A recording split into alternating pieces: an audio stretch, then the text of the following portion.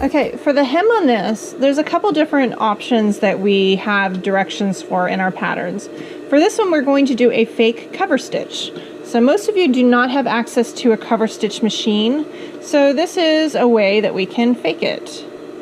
So I'm going to run an overlock stitch around the edge. So obviously if you don't even have the overlock, then you probably won't be able to fake the cover stitch. So I'm going to use this to help also even out the edges. I'm just doing a single layer all the way around. Try not to cut anything off unless... Well, I know I'm cutting things off. If it's uneven or if you cut unevenly, you can use it to to trim it off. So where my seams are coming together, they're a little bit uneven, so I'm going to straighten that out.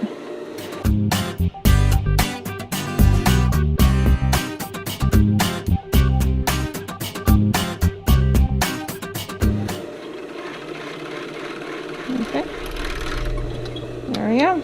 Next step is going to be going to the straight stitch machine where we are going to be folding it under and doing some top stitches. Okay, so we've just overlocked the hem and we're going to fake a cover stitch. So what we need to do is we actually need to fold this. I'm going to clip this.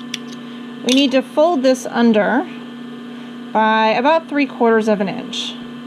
Now if you're not very accurate, you might want to fold it over a little bit bigger than 3/4 of an inch. And I'm putting my pins hanging off the edge. And this will be easier because we're actually going to be doing the two top stitches on the right side of the fabric.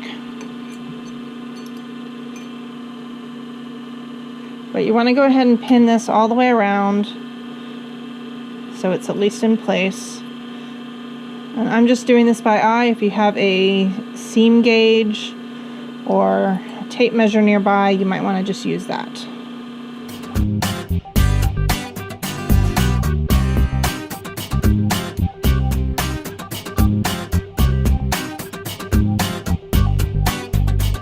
Okay.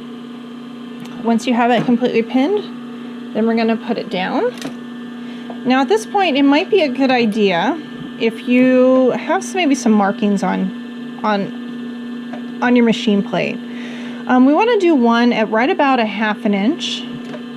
So this foot is 3/8 of an inch wide, and so I'm going to have about 1/8 of an inch off the edge.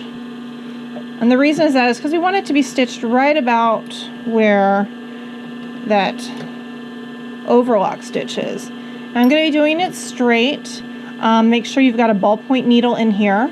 The ballpoint needle will actually allow a little bit of stretch. You still have to worry about pulling this on, basically extra wear and tear around the hem. It could end up breaking stitches. I'm also doing this on a very, kind of one of our larger stitches. So not quite a basting, but a little bit bigger. And I'm just going to sew around. So basically, so the other side is going to have the overlock. And we want to try best not to stretch here. And if you can kind of see, and it's kind of fake it.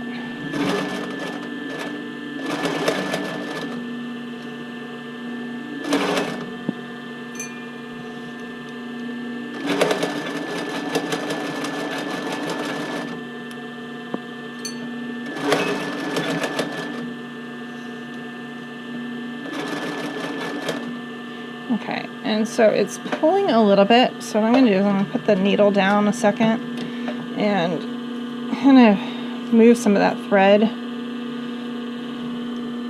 It's getting a little bit tight, so maybe what I'll do is from this point, I'm just going to stretch a little bit in the back, see if I can ease some of that pulling. Yeah, it looks a little better.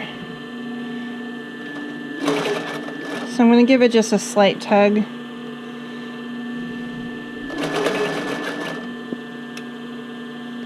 Now you could do this on the other side so you make sure that you're right on the stitches, but I usually find that the edge ends up wanting to flip in the other direction, so I just figure it's easier this way.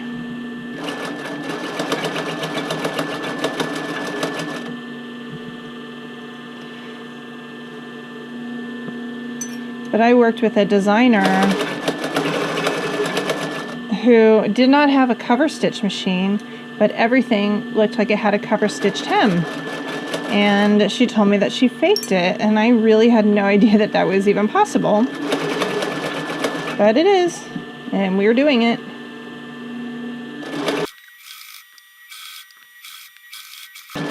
And I just stitched about a ½ inch over the first stitch. Okay, to really be convincing of your cover stitch, we actually need to do a second row right next to it. So this one, it is important that you keep this one fairly straight. And this one should be about a ½ inch away from the first. And I actually have a little mark right on my foot that'll help me do that quarter.